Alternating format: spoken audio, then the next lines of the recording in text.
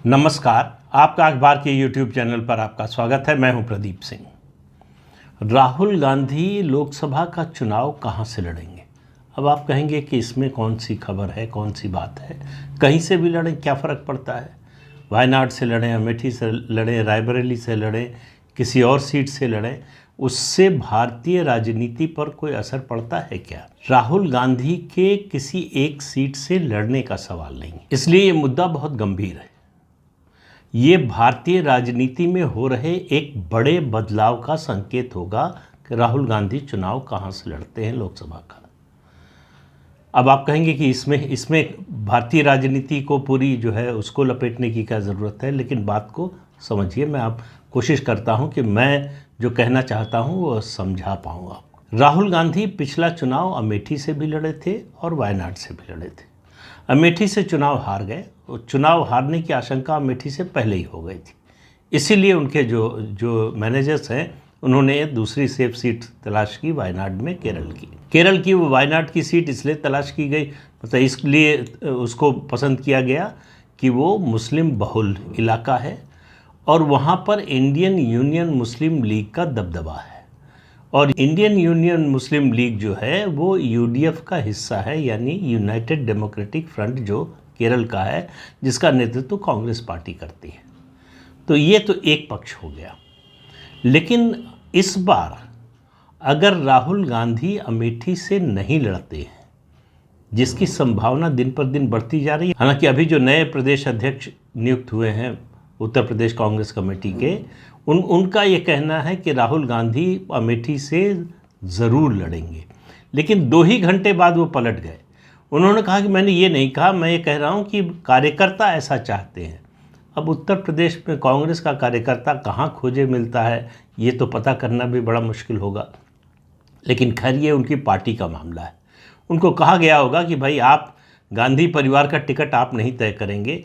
उन्होंने राहुल गांधी के साथ साथ प्रियंका वाड्रा के टिकट की भी घोषणा कर दी थी कि वो वाराणसी से लड़ेंगी। तो उनको दोनों मुद्दों पर जो है पीछे हटना पड़ा। लेकिन अजय राय ने, जो नए पीसीसी अध्यक्ष हैं, ये मुद्दा उठाकर ये संकेत दिया है कि कांग्रेस की समस्या क्या है।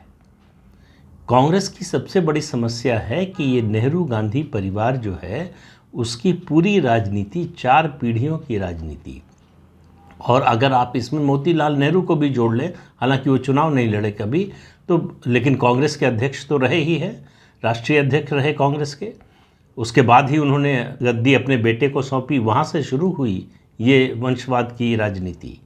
मोतीलाल नेहरू अध्यक्ष बने, उसके बाद अपने बेटे जवाहरलाल नेहरू को अध्यक्ष बनवाया। तो वो कहानी दूसरी है, मैं सुना चुका हूँ, तो उसमें नहीं जाऊँगा फिर से। लेकिन 5 पीढ़ियों से जो परिवार उत्तर प्रदेश से अपनी राजनीति चलाता रहा हो, उत्तर प्रदेश को अपनी राजनीति का केंद्र मानता रहा हो, उसके पांव अगर उत्तर प्रदेश से उखड़ जाते हैं तो समझिए कि ज़मीन से उखड़ गए। इसका बहुत ही व्यापक असर होने वाला है पूरे देश की राजनीति पर और ख़ास तौर से कांग्रेस की राजनीति पर। ये जो कांग्रेस मुक्त भारत की बात प्रधानमंत्री नरेंद्र मोदी करते हैं ना, इसकी शुरुआत इसी से होगी अगर पूरा परिवार उत्तर प्रदेश से भाग गया। इसलिए मैं कह रहा हूँ कि राहुल गांधी चुनाव कहाँ से लड़ेंगे। प्रियंका वाड्रा के बारे में भी चर्चा चल रही है कि शायद वो अमेठी से लड़ें या रायबरेली से लड़ें। वाराणसी से उनके लोग घोषणा कर ही रहे हैं। उसके अलावा एक नेता हैं प्रियंका चतुर्वेदी, उद्धव ठाकरे की पार्टी की नेता हैं, राज्यसभा सदस्य हैं, उनको वो भी मुंगेरी लाल हैं। उन्होंने कहा अगर प्रियंका वाड्रा बनारस से लड़ें तो मोदी को हरा देंगी। अब इस पर क्या टिप्पणी की जा सकती है? मतलब पॉलिटिकल नासमझी की बिल्कुल इंतहा है कि जो परिवार अपने परिवार का गढ़ नहीं बचा पाया, राहुल गांधी राष्ट्रीय अध्यक्ष होते हुए अपनी सीट नहीं बचा पाए अमेठी की, प्रियंका वाड्रा आएंगी, पहली बार चुनाव में उतरेंगी और प्रधानमंत्री नरेंद्र मोदी को बनारस से हरा देंगी। अब ये तो कोई दिवा स्वप्न भी देखने में दिक्कत होगी किसी को, अगर गलती से देख भी लिया तो बताने में दिक्कत होगी। तो अमेठी, रायबरेली, ये 2 सीटें ऐसी हैं जो गांधी परिवार की पहचान है उत्तर प्रदेश में, उनकी पॉलिटिकल आइडेंटिटी से जुड़ी हुई हैं। इसलिए मैं इनकी इम्पोर्टेंस की बात कर रहा हूँ।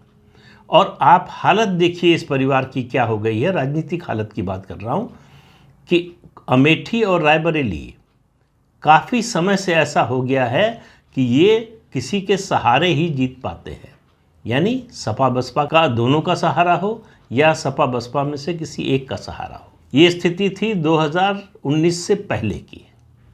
2019 के बाद जो स्थिति बनी है उसमें ये हालत हो गई है कि ये सपा या बसपा में से किसी एक के समर्थन के बिना लड़ने की भी स्थिति में नहीं है। जीतने की तो मैं बात ही नहीं कर रहा हूँ। अमेठी अगर राहुल गांधी आएंगे तो देखिए क्या क्या स्थिति होगी। आत्मविश्वास डिगा हुआ है कि अमेठी के लोगों ने हरा दिया, और हरा दिया उसके बाद वो आए नहीं अमेठी, 1 या 2 बार पिछले 4.5 साल में आए, और वायनाड जाकर कहा कि दक्षिण भारत की राजनीति ज़्यादा अच्छी है, उत्तर भारत की अच्छी नहीं है, तो पूरे उत्तर भारत को गाली दे दी, अमेठी ने उनको हरा दिया। तो कुल मिलाकर आप समझिए कि जब अगर अमेठी से पर्चा भरने के लिए राहुल गांधी चलते हैं तो उनके मन में क्या चल रहा होगा। पर्चा तो भर रहा हूँ, जीतूंगा कि फिर हार जाऊंगा, जीतने की कोई गारंटी है क्या, कौन समर्थन करेगा। और मैं ये पक्के तौर पर कह रहा हूँ कि अगर सपा या बसपा में से कोई या दोनों अमेठी से समर्थन नहीं करते राहुल गांधी का, अगर वो लड़ते हैं तो मान लीजिए कि वो चुनाव नहीं लड़ेंगे। वो चुनाव तभी लड़ेंगे अमेठी से दोबारा, हालांकि वो भी बड़ा मुश्किल लगता है। वायनाड उनके लिए अभी सेफ सीट है, वहाँ से जीतने में कोई दुविधा नहीं है, कोई आशंका नहीं है कि वहाँ से हार सकते हैं, जब तक कि इंडियन यूनियन मुस्लिम लीग यूडीएफ से निकलकर एलडीएफ में नहीं चली जाती है, और एलडीएफ की मेहरबानी नहीं होती है राहुल गांधी और कांग्रेस पार्टी पर कि अगर इंडियन यूनियन मुस्लिम लीग एलडीएफ के साथ चली जाए और वो सीट छोड़ दे एलडीएफ कांग्रेस के लिए, राहुल गांधी के लिए, तभी जीत सकते हैं, वरना वहाँ से भी नहीं। तो आप देखिए कि एक समय जिनका पूरे देश में डंका बजता था, जो मानकर चलते थे कि वो पैदा ही हुए हैं इस देश पर राज करने के लिए, आज उनके सामने समस्या है 543 में से 543 में से एक सुरक्षित सीट खोजने की। अब प्रियंका वाड्रा के लिए समस्या है। राहुल गांधी तो चलिए वायनाड से अगर लड़ लेंगे तो अच्छी बात है, लेकिन दूसरी भी समस्या, अगर वायनाड और अमेठी दोनों से लड़ते हैं वो, तब भी ये इस बात की घोषणा होगी कि उन्हें अमेठी पर भरोसा नहीं है, अमेठी से जीत का उनको विश्वास नहीं है, इसलिए 2 कॉन्स्टिट्यूंसी से लड़ रहे हैं। प्रियंका वाड्रा के बारे में कहा जा रहा था कि सोनिया गांधी का अब स्वास्थ्य ठीक नहीं है तो वो शायद राज्यसभा में जाएंगी, लोकसभा का चुनाव नहीं लड़ेंगी, तो रायबरेली से लड़ सकती है। तो ये जो वंशवादी परंपरा है कि माँ बेटी के लिए सीट खाली कर देगी, माँ बेटे के लिए सीट खाली कर देगी, पहले सोनिया गांधी ने अमेठी की सीट खाली की राहुल गांधी के लिए, अब मान लीजिए रायबरेली की सीट प्रियंका वाड्रा के लिए खाली कर दें, तो ये जीत की गारंटी नहीं रह गई है। अब वो समय चला गया जब अमेठी और रायबरेली से जिसको भी गांधी परिवार खड़ा करेगा वो जीत सकता है। ये जो गारंटी थी, ये जो आश्वासन था, ये जो विश्वास, आत्मविश्वास था, वो खत्म हो चुका है। ये है कांग्रेस की हालत देश के सबसे बड़े राज्य में, जो उसका गढ़ था, जो उसका घर था। अपने घर से कांग्रेस पार्टी और ये परिवार उखड़ गया है। आप इस नज़रिए से देखिए तो अमेठी से राहुल गांधी लड़ेंगे या नहीं, ये मुद्दा बहुत महत्वपूर्ण हो जाता है। अगर अमेठी और रायबरेली दोनों सीटें गांधी परिवार छोड़ देता है तो आप मान लीजिए कि कांग्रेस मुक्त भारत का अभियान वास्तव में शेप लेने लगा है, आकार लेने लगा है। क्योंकि जब आपके पांव अपने घर से उखड़ जाते हैं तो फिर कहीं पांव टिकाना या टिकना बड़ा मुश्किल हो जाता है। अब आप देखिए कांग्रेस पार्टी और गठबंधन जो बना है INDIA, ये सब मिलकर, हालांकि कोई औपचारिक घोषणा नहीं हुई है, लेकिन कांग्रेस सबसे बड़ी पार्टी है और सबसे बड़ी पार्टी के सबसे बड़े नेता राहुल गांधी हैं। तो अगर इस गठबंधन को सरकार बनाने का मौका मिलता है तो राहुल गांधी प्रधानमंत्री पद के उम्मीदवार होंगे, दावेदार होंगे। ऐसा दावेदार जिसको पूरे देश में एक सुरक्षित सीट लोकसभा की तलाशें नहीं मिल रही है।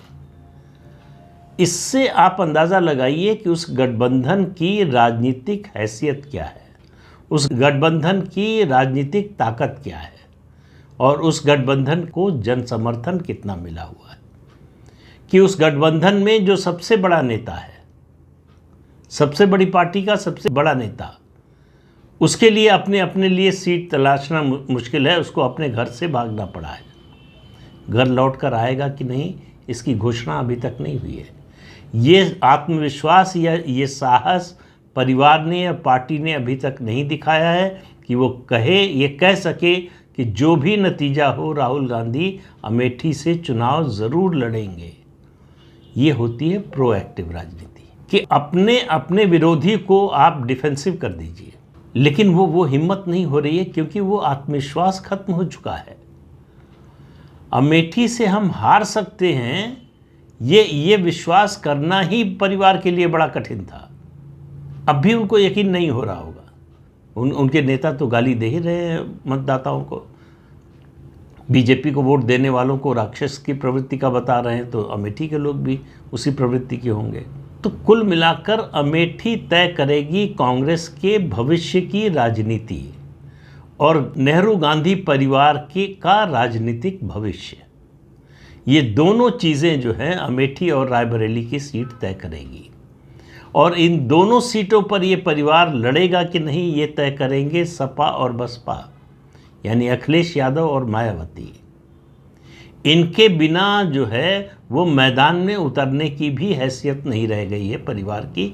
इस बात को अच्छी तरह से समझ लीजिए। 2014 में ही मुश्किल हो गई होती सोनिया गांधी के लिए अगर उमा भारती लड़ने को तैयार हो गई होती रायबरेली से। उनकी शर्त थी कि वो 2 जगह से लड़ेंगी, झांसी से भी लड़ेंगी और रायबरेली से भी। पार्टी इसके लिए तैयार नहीं हुई। पार्टी में दोनों लोगों को, स्मृति ईरानी को भी ये आश्वासन था और उमा भारती को भी, कि अगर चुनाव हार गए तो राज्यसभा में भेजा जाएगा। मुझे लगता है कि राजनीतिक रूप से उमा भारती ने ये भूल की, उनको रायबरेली से चुनाव लड़ना चाहिए था। आज वो सबसे प्रबल दावेदार होती है रायबरेली की सीट की, लेकिन बीजेपी इस बार रायबरेली की सीट पूरी ताकत से लड़ने वाली है और आप मानकर चलिए कि उसके जीतने की बहुत ज़्यादा संभावना है। अमेठी रायबरेली अब कांग्रेस का गढ़ नहीं रह गया है, अब वो भारतीय जनता पार्टी का नया चुनाव क्षेत्र बन गया है।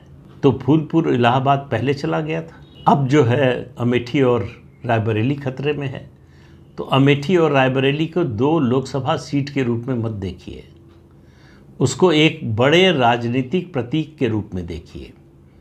परिवार की राजनीति, कांग्रेस पार्टी की राजनीति, उस नज़रिए से देखिए तो आपको लगेगा कि राहुल गांधी अमेठी से लड़ेंगे या नहीं, ये बहुत बड़ा राजनीतिक सवाल है जिसका जवाब कांग्रेस पार्टी को जल्दी से जल्दी खोजना पड़ेगा।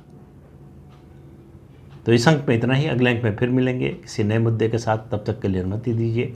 आपसे अनुरोध है कि ये चैनल देखें, शेयर कीजिए, लाइक कीजिए और सब्सक्राइब ज़रूर कीजिए। नमस्कार।